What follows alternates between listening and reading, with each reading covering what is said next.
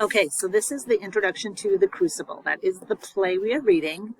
You should have your instructional packet out to take some notes on it. But this first one is just going to talk to you a little bit about what do you mean Puritans lived what kind of life? They couldn't do what? So this is who were the Puritans briefly. You have so much more really good information in your packet, so I encourage you to do all the parts of it. But related to your notes, first off, the Puritans were a very strict type of Protestants, and they felt that the Church of England was getting corrupt.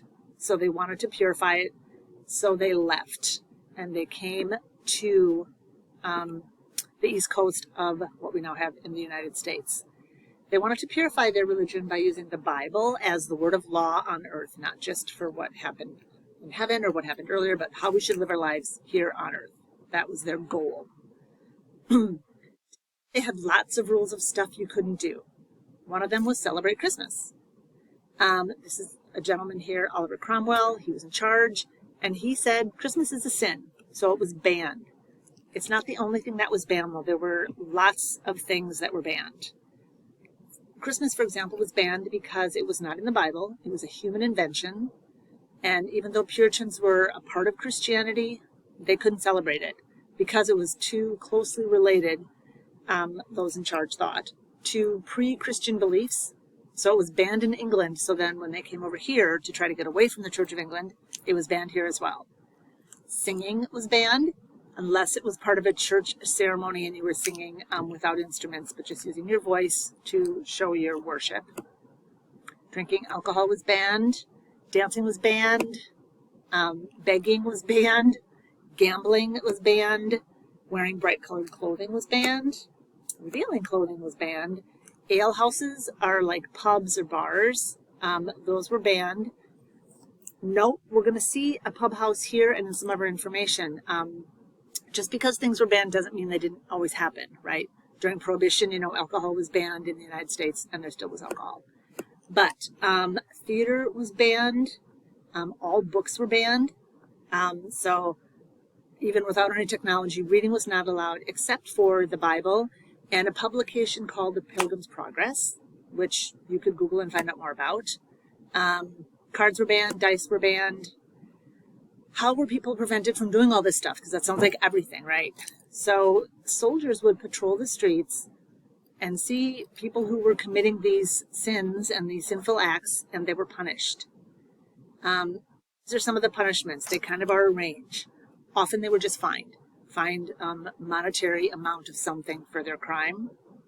Often, to make a point, they would be branded with a letter for whatever crime they committed. They would have metal, and they would brand people to let others know as a warning, look what happens to you when you sin.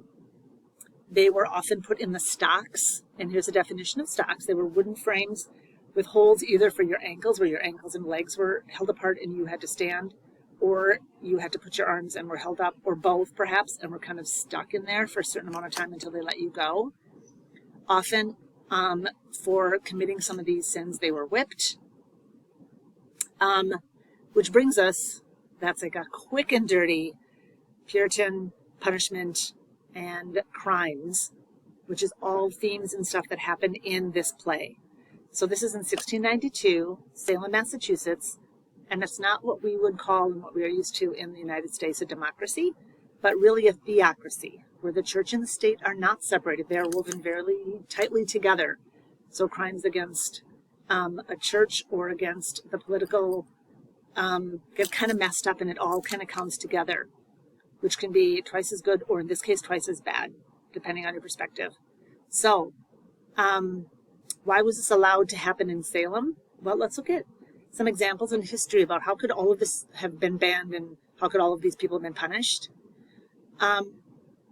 for things, and we're going to find out more about what kinds of things they did there. But here's an example. Lizzie Borden in 1892, her parents were murdered, and the daughters Lizzie and Emma were both there. Lizzie was arrested, and you can read more about why she was arrested, but she was put on trial for the murder. And what they find out is she's acquitted of all charges. The jury says there's no way a woman could have committed such a terrible crime. And then a rhyme was developed over time in history. There's a play, if you've ever seen the play, Lizzie Borden. There's been movies based on it. but she killed them with an axe. She mutilated them and killed them. But she was acquitted of all charges. I mean, this is not a new thing that happens, right? So you also have Emmett Till, a more familiar case that you are probably familiar with. So you have your details there. Murdered at the age of 14, and it's in quotes for the accusation of flirting with a white woman. Was found, these two were found innocent after a 67-minute deliberation, but they later admitted they did indeed kill Emmett Till, but were protected under double jeopardy. So that case you might be more familiar with. Then here in 1964, you have another woman, Catherine Genovese. She was stabbed to death outside of her apartment while 36 people admitted that they saw it happen, and they did nothing. They saw her being murdered. And it's what that's called, or that's referred to by psychologists, is the bystander effect. Larger numbers of people that see bad things happen are less likely to help the victim, which is horrible. But here's a couple more definitions of that. And I'm telling you these things because this is what's going to happen in our book. Okay, so a reminder, it's the effect when the presence of others discourages someone from intervening or stopping something terrible from happening to someone, some kind of crime or assault. The greater the number of people standing around watching, the less likely it is that anyone's going to help them. People are more likely to take action in crisis when there are few or no witnesses present. And some people refer to this as, well, a person is smart. By yourself, you act smartly and do the right thing. But when you're with a bunch of people, you act dumb. And that is, there's science behind that, and the psychology behind that is called the bystander effect.